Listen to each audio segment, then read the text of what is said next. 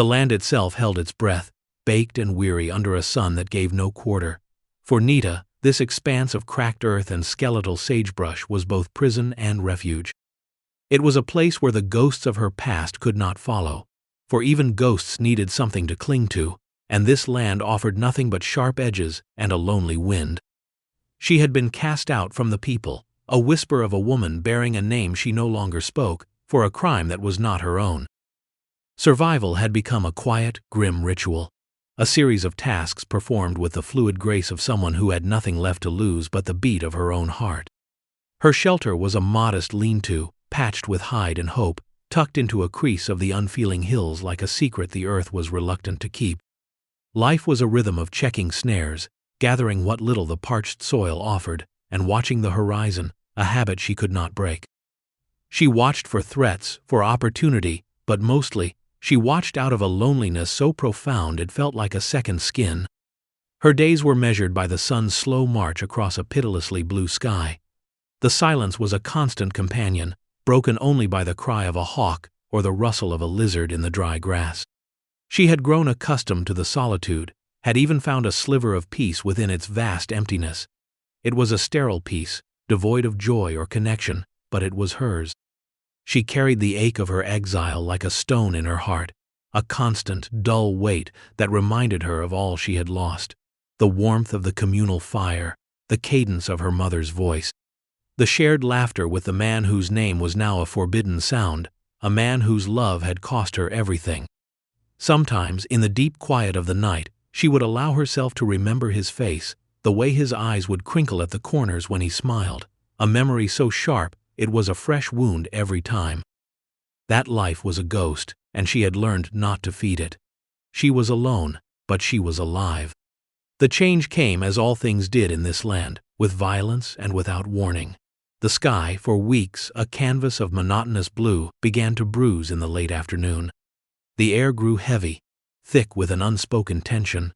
Nita tasted ozone on the wind and saw the clouds gathering on the horizon, not as soft promises of rain, but as a dark, churning army. This was no gentle summer shower. This was a tempest, a physical manifestation of the world's fury. The wind began to howl, a low, mournful sound that escalated into a shriek, tearing at her lean-to, testing the strength of her careful knots. Dust and grit filled the air, a blinding, choking fog that turned the familiar landscape into a place of nightmares.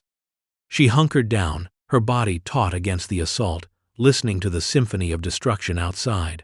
The storm was a wild thing, a grieving beast, and its sorrow was a terrifying thing to behold.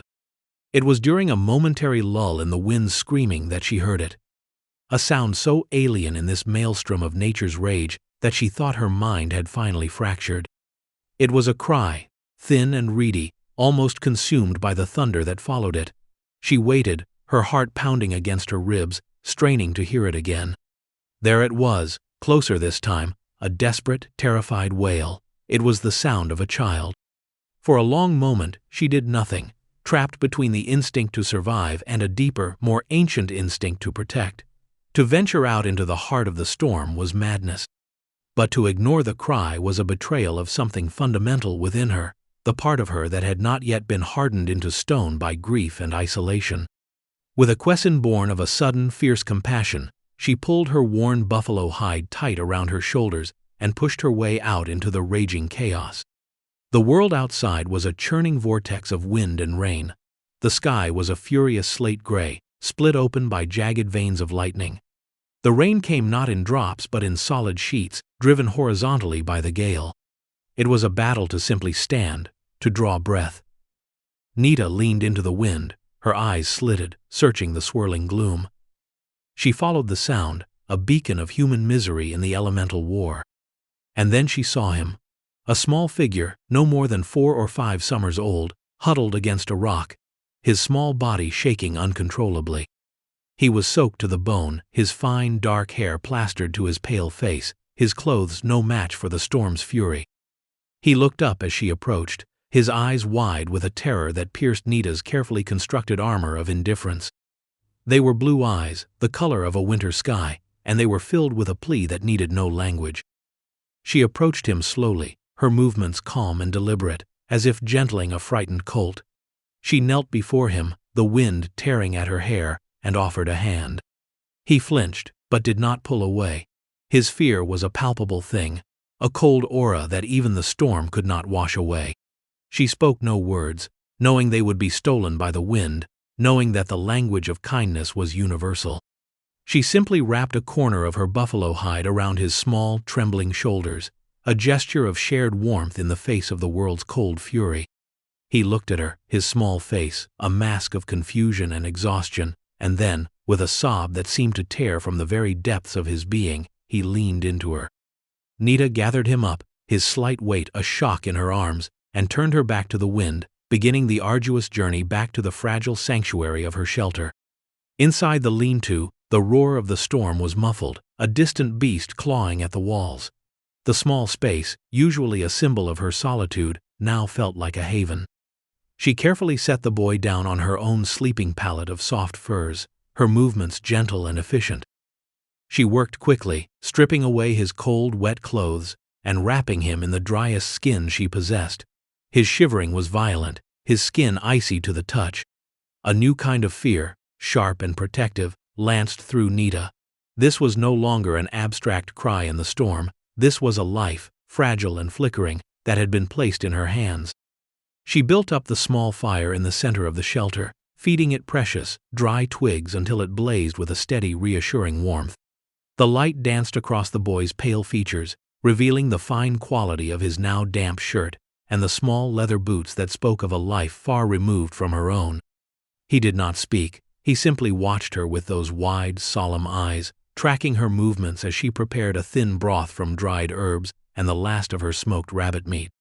The silence in the small shelter was thick with unspoken questions. Who was he? Where had he come from? But Nita did not ask. She knew that fear had stolen his voice, and that answers were less important than warmth and sustenance right now. She held a small wooden bowl of the warm broth to his lips, and after a moment's hesitation, he began to sip, his small hands clutching the sides of the bowl, as if it were an anchor in a tossing sea. The act of feeding him, of caring for this small, lost creature, stirred something deep within Nita, a feeling she had long believed to be dead. It was a painful, aching tenderness, a maternal instinct that her own history had taught her to suppress. As the hours passed and the storm continued its relentless assault, a fragile truce settled between them. The boy, whose name she did not know, finished his broth and curled into the furs, his exhaustion finally overwhelming his fear. He looked so small, so vulnerable. In his sleep he whimpered, his small hands clenching. Instinctively, Nita began to hum, a low, ancient melody from her childhood, a song meant to soothe and protect. The sound, rough from disuse, filled the small space with a quiet grace. The boy's whimpers subsided, and he settled into a deeper sleep. Watching him, Nita felt the stone in her heart shift just a little. For the first time in years, she was not just a survivor, she was a guardian. Meanwhile, miles away, another soul was being battered by a storm of a different kind. Caleb's world had shrunk to a single agonizing point, the empty bed in his son's room. The sprawling ranch, a testament to a decade of relentless work and shrewd investment, felt like a hollow, mocking monument to his failure. It was a kingdom of wealth and influence, but it was empty, its heart torn out twice. First, when his beloved Sarah had been taken by a fever 2 winters past, and now, with the disappearance of their son, Leo. The grief for his wife was a constant, dull ache, a landscape of sorrow he had learned to navigate. But this new terror for his son was a sharp, jagged thing, a living torment that left no room for breath or reason. He had been in a meeting with his foreman when Leo had slipped away. The boy had been quiet and withdrawn since his mother's death, prone to wandering the vast, lonely spaces of the ranch as if searching for her ghost. The storm had rolled in with shocking speed, and by the time they realized he was gone, the world had become a howling wilderness. Now, Caleb rode at the head of a search party. A grim-faced assembly of ranch hands. Their faces were hard, their eyes narrowed with suspicion. They were good men, loyal to him, but their fear was curdling into something ugly. Whispers had started, rumors of a renegade Cheyenne band seen in the hills. The word savage was a venomous hiss on the wind. "We're wasting time in these hills, Mr. Calloway," his foreman, a burly man named Gus, urged, his voice rough with impatience. He gestured with his chin towards the east. "The reservation. That's where they'll have taken him. We ride in there, we show 'em we mean business. We'll get him back." The implication was clear. A show of force, an interrogation of an entire people for the actions of a phantom few. Caleb reined in his horse, turning to face his foreman. The wind whipped at his face, but his eyes were like chips of ice. "We will do no such thing, Gus," he said, his voice low and dangerous. "You will not ride onto that reservation and threaten women and children because you're scared. Leo is my son, my responsibility, and I will not start a war based on your damned superstitions. We searched the foothills. He knows these lands. He would have found cover." Gus stared back, his jaw tight with defiance, but he eventually dropped his gaze and gave a curt, resentful nod. Caleb turned away, the exchange leaving a sour taste in his mouth.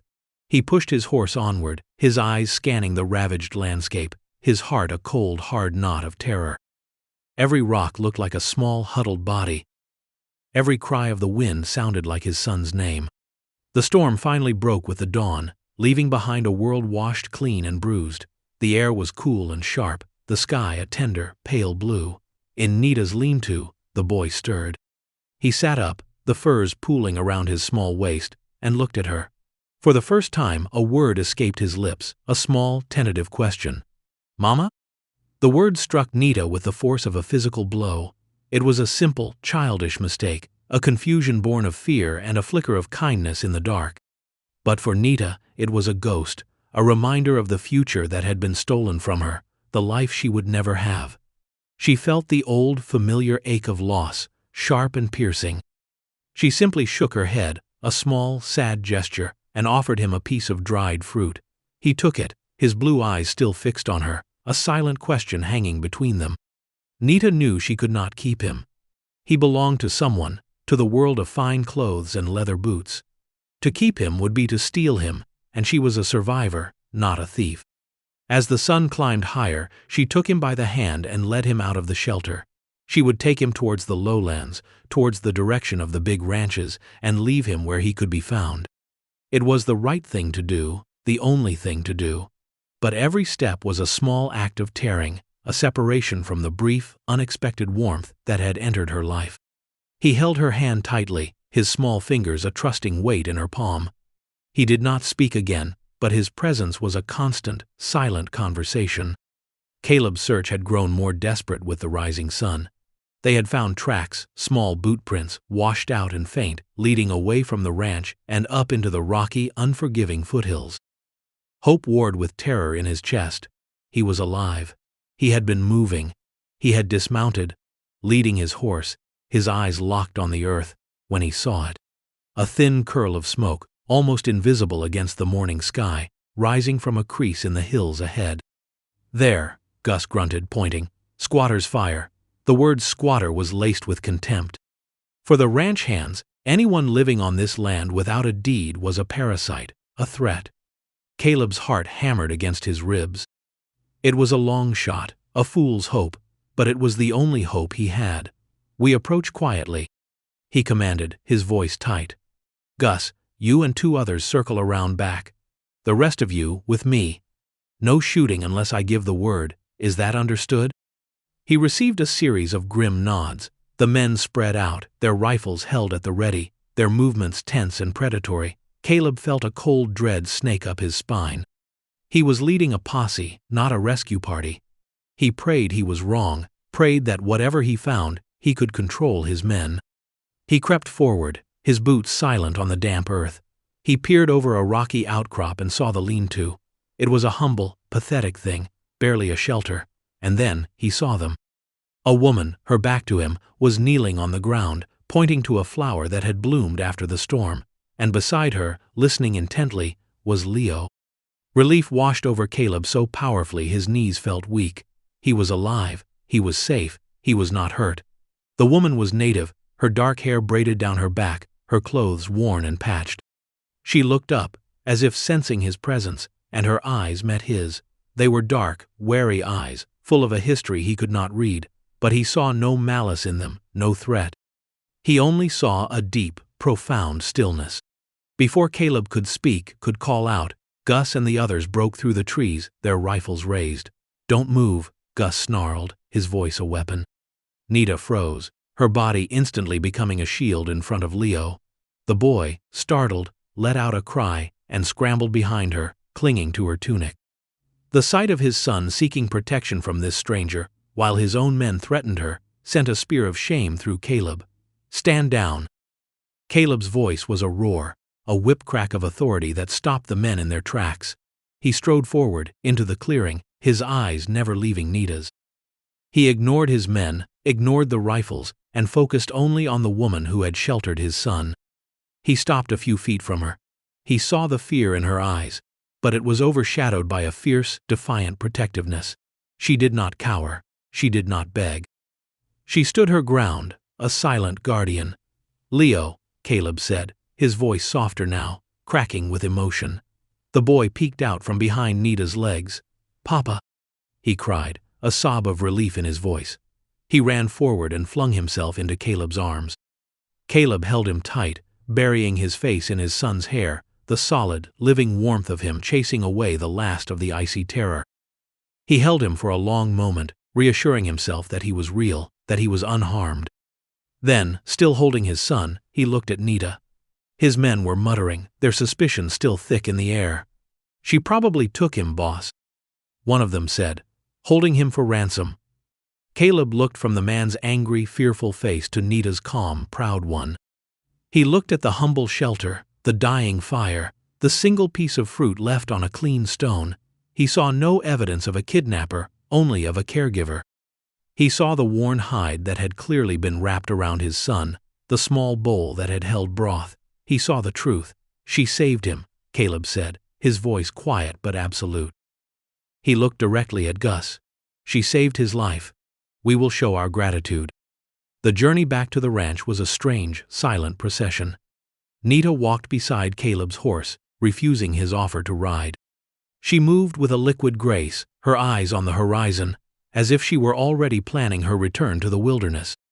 Leo, exhausted but safe, rode in front of his father, his head resting against Caleb's chest. The ranch hands followed behind, a confused and sullen pack, their certainty shattered by their employer's strange command.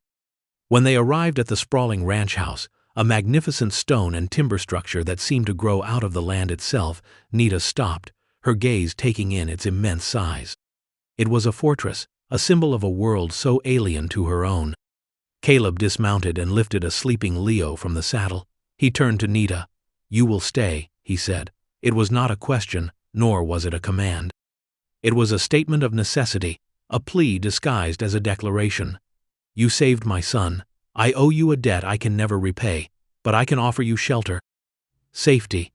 Nita looked at the grand house, then back at the distant, unforgiving hills that had been her home. She saw the suspicion still lingering in the eyes of the ranch hands. She knew she did not belong here, but then she looked at the sleeping child in Caleb's arms, and she felt the tug of that new, fragile connection. She gave a single, almost perceptible nod. The days that followed were a quiet, awkward dance of two worlds colliding. Nita was given a room, larger than her entire lean-to, filled with soft fabrics and dark, polished wood. It felt like a cage. The house was run by a stern, efficient housekeeper, a woman named Mrs. Gable, whose lips were permanently set in a thin line of disapproval. She did not voice her objections, but her silence was a condemnation. One afternoon, Nita was sitting with Leo on the grand porch, showing him how to weave blades of grass into a small circle, when the housekeeper appeared. "The boy has chores to do," Mrs. Gable stated, her voice crisp and cold, ignoring Nita entirely as she addressed only the child. "And you?" she added, her gaze finally falling on Nita like a splash of ice water. "Should not encourage him to play with weeds. We have proper toys." Nita met the woman's hard stare, her own expression unreadable. She did not rise to the bait. "The earth is not a weed, and this is not play," Nita said, her voice soft but firm. "It is a lesson in how to make something from what you are given." Leo looked from one woman to the other, his small face clouded with confusion. Nita simply gave the finished grass ring to him, a small, imperfect circle of green. "Mrs. Zopel." Gable sniffed, a sound of pure contempt, and retreated back into the shadowed house, leaving a chill in the warm afternoon air. Despite the housekeeper's coldness, Leo was Nita's shadow. He followed her everywhere, his small hand often finding its way into hers. He showed her his wooden toys, his picture books, chattering away in a constant stream, filling the vast silent rooms with a life they had not known for years. With him, Nita's reserve melted away. She would tell him stories of the coyote and the eagle, her voice a low, musical murmur that seemed to soothe the very soul of the grieving house. Caleb watched them from a distance, a strange mix of gratitude and turmoil in his heart. He saw the way his son, who had been a ghost in his own home, was slowly coming back to life under Nita's quiet care. He saw the gentleness in her hands, the wisdom in her eyes, and the unshakable dignity with which she navigated the hostility of his own staff. He began to seek her out, not just to thank her, but to be near the quiet strength she possessed. Their conversations were stilted at first, filled with long silences. He would find her in the garden, her fingers tracing the petals of his late wife's roses. "Sarah planted those," he said one afternoon, his voice thick with unshed grief. Nita looked at him, her dark eyes filled with a deep, knowing empathy. "They are beautiful," she said simply. They hold her memory. She did not offer empty platitudes or clumsy words of comfort. She offered understanding, a shared acknowledgement of loss that was more comforting than any words could be. He found himself telling her things he had told no one, not even his closest friends. He spoke of Sarah, of his dreams for the ranch, of the crushing loneliness that had consumed him since her death. And Nita listened, her stillness, a vessel that could hold the weight of his sorrow. In return, she shared fragments of her own story, speaking of her exile not with bitterness, but with a profound, aching sadness. He learned that she had been cast out because she had loved a man from a rival band, a love that had been forbidden, a love that had ended in tragedy and blame. He saw that the fortress he had built to protect his wealth was nothing compared to the fortress she had built around her heart. One evening, as a chill wind whispered outside, they sat before the massive stone fireplace, Leo asleep on the hearth rug between them. The firelight cast flickering shadows on their faces, softening the hard lines of grief and weariness. "This house was just a shell before you came," Caleb said, his voice barely above a whisper. The silence was deafening. "You and Leo, you've brought its heart back." Nita looked from the sleeping boy to the powerful man beside her, a man who was, in his own way, as lost as she had been. She saw the vulnerability beneath his stoic exterior, the profound goodness that had allowed him to see past his men's prejudice and trust her. "A heart needs a reason to beat," she said softly. "You gave my son a reason to laugh again. I hear him in the mornings now. I had forgotten the sound." He paused, his gaze fixed on the flames. "And you? What makes your heart beat, Nita?" For a long moment she said nothing, the weight of the question settling in the space between them. For a long time nothing did. She finally admitted, her voice a thread of sound. "Only survival. Now, watching him sleep, it is a start." In that quiet moment, something shifted. The space between them, once a chasm of cultural difference and personal pain, was now filled with a fragile, unspoken understanding. It was not a sudden, passionate declaration, but a slow, dawning realization, as gentle and steady as the rising sun. He looked at her, truly saw her, not as an outcast or a savior, but as Nita, a woman of incredible strength and quiet dignity. And she saw him, not as a wealthy rancher, but as Caleb, a man with a wounded heart who was capable of great kindness. The storm that had thrown them together had passed, but it had washed away the old world, leaving the ground fertile for something new to grow.